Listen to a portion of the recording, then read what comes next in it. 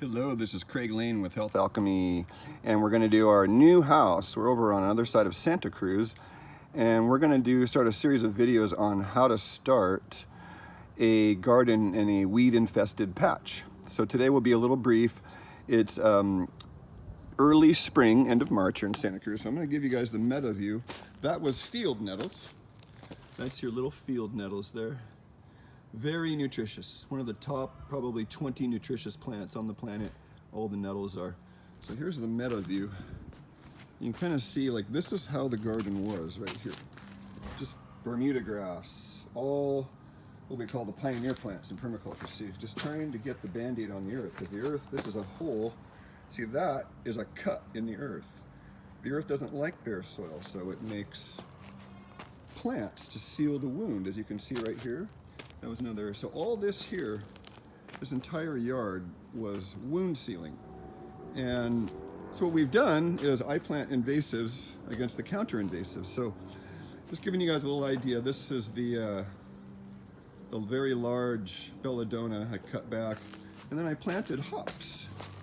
And you can see the hops already coming up right here.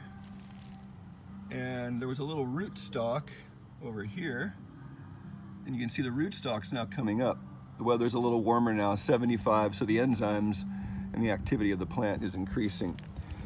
And this is young catnip here, just worth showing for a moment.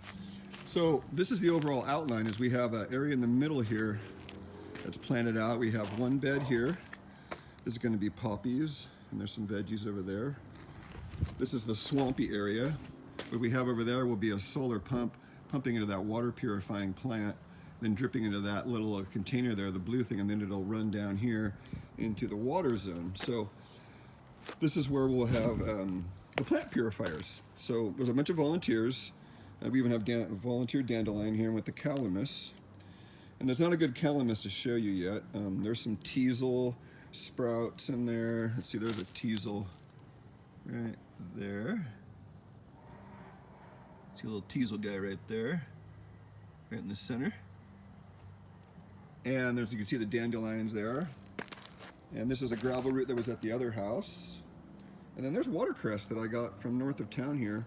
Cut a little tiny patch up, dug a little tiny patch up on Año Nuevo. And you can see it's not generally really happy in the spring here. Watercress, it grows in the waterways. And anywhere where there's waterways, you'll see watercress growing, folks. And man, is it worth it. Oh, there's a young calamus right there. Sorry for the ADD thing. There's calamus. Young little sprout right there. And then, so yeah, watercress will grow anywhere there's a waterway. It's a cress that grows in waterway, so we're keeping it good and damp.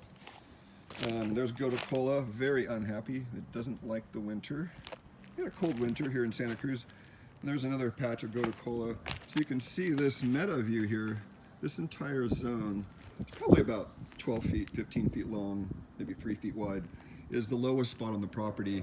So the new owner, when I move out, maybe at the end of next year or this year, then he'll have a food and herb forest here, and then I'll dig out what I need for my new place and for production, and then he'll have probably at least half here. Yes. And we'll see how much he wants to, actually buy off me, because it's not going to be for free, of course. Okay, so then there's some that are in pots. We have a gopher, and I don't know what the gopher is going to want to eat. So we're at this early growth, and here's a highlight. Here's young. This is young cleavers, gallium, so it's young cleavers, and there's also St. John's wort in that bed. Still too young to show off. Artichoke leaf, artichoke. So you see how artichoke, she has 3 new growths. There's one growth here, there's the old one, and then there's last year's growth. So you want to give it room to do that. And then there's a Fibonacci sequence cleavers right there. Look at that, that's just gorgeous. Fibonacci sequence cleavers right there. And then here's a plant I've been wanting to show off, and this is gynostemma. And if you don't think plants are intelligent, folks, then look at the way this thing grows. It's just, this was nothing 3 weeks ago. There was nothing in this pot, nothing. And so, it grows about 2 inches a day when it's really happy. And you can see these little tendrils going out here. They are wrapping around themselves here. You know, and so I might do a time lapse this year. I've been growing this plant for about 12, 13 years, and notice these things have volition. And this is a scaffolding. You can notice how it's holding itself upright here. It's literally holding itself. It's quite a miracle. And see how it's going to end up trellising on this bed frame here, along with this larger one, which isn't quite, it's a little slower. It was a little stressed when I moved it. It's in this very giant pot here. See, it's a very large pot, probably 2.5 feet tall, maybe 25 gallon. And so you can see the scaffolding here. Finally, we have a little bit more here and then we'll finish up.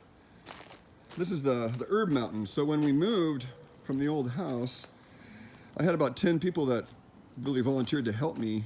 And you can see there's this herb mountain here. It's probably about 2.5, 3 feet tall. And it's mimicking a dry land area, sort of.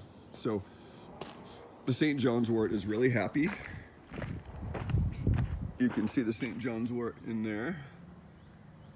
It's very happy. And some right here. And then you can see the oregano, which was just dug up and transplanted, and it's super happy. And you can see more nettles. There's more of the field nettle, just beautiful plants. And there's also a lot that is volunteering in here, more than I realized. There's some volunteer borage. There's a volunteer mullein, letting that guy come along. There's a volunteer strawberry. All these, we took the Selfield, the Prunella vulgaris, and we decided just to dig it up and transplant it. It's really invasive, folks. And then finally, over here, I keep saying finally, but it keeps on doing more. This is Donquois. It's very young Donquois, and it sprouted in one of the pots over there, that far pot right there. And so what I did was I dug up the sprouts yesterday. So I'm thinking about having a Health Alchemy nursery just because Donquois is such a valuable plant, and I have some really valuable medicine here. So you can see there's a lot of little Donquois sprouts, and I'll show you guys the updates. There's another ginseng like Aurelia californica here. And a nicer version over here in a bigger pot. That's Aurelia californica, California spikenard. And it's just a beautiful spring plant. It'll be in the shade. It's underneath this English walnut right here. It's an English walnut here. You can see the woodpecker having fun with it. There's a compost bin over there. We started the composting area. There'll be a fire pit over there. Those twigs came off the tree. Probably use those for firewood later. And we're completing our circuit of the garden. You can see all the young Donquois sprouts there. Working our way around. And the miner's lettuce, it loves the spring, good spring plant. Just an excellent spring green. I'll have them nurtured here all summer, so you can on the north side I have these large sea buckthorn trees. They're in 10-gallon pots, and it looks like they'll shade it in the summer. And then we have some golden berries and more. There's a clary sage we dug up. Everything here, wild carrot right there. You're not going to hear anybody talk about this plant much, but Cyperus rotundus, sedge grass. It's just a great plant for the liver, the red root of this plant. And you can see where some of these weeds are going together here. And you notice how plants just really want to seed out, so this one will pull the seed out. There's a figwort that I dug out from the last house. Figwort's a really valuable herb, folks, worth having around. You can see the radish behind it, flowering. We dug that up. Got some raspberries that we dug up here. Some nice raspberry.